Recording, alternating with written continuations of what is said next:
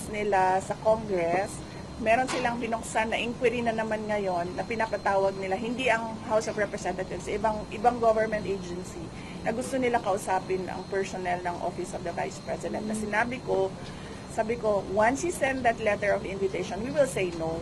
Because number one, that fund is not the fund of your agency, it's the fund of the Office of the Vice President, and all the documents were submitted to the Commission on Audit, who is the correct agency to question the use of funds of all government offices.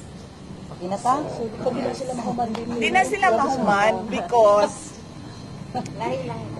this is about the 2028 election. It's not about ICC, it's not about the impeachment, it's not about confidential funds, it's about the 2028 elections. The impeachment is a glorified disqualification case against me. Kasi hindi rin naman nila ako tinanong, tatakbo ka ba talaga ng president o hindi? Kasi hindi rin naman ako makasagot. Ano pa naman ako makasagot? December of 2026. So by that time, siguro naisip nila, too late na yan, hindi na namin kakayanin na manalo or ano, hindi ko alam kung anong iniisip nila. I really do not know. These individuals are desperate. Desperate for, as I said, cash, cocaine, and champagne. Why keep on reaching out? Nakuha na ko kay Vincent. Yes, kay Vincent. Kay Vincent. Na well, pag hindi naman siya nagatubag sa inyo, if ever maimo siyang makontak, what would you say? If kung okay lang mo. Sige, dito ko na lang sabihin kasi ayaw na naman niya ako kausapin na. I just wanted to thank him.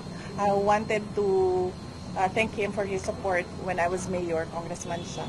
And I wanted to thank him as well for his support to the Office of the Vice President, particularly kapag nandoon kami sa House of Representatives.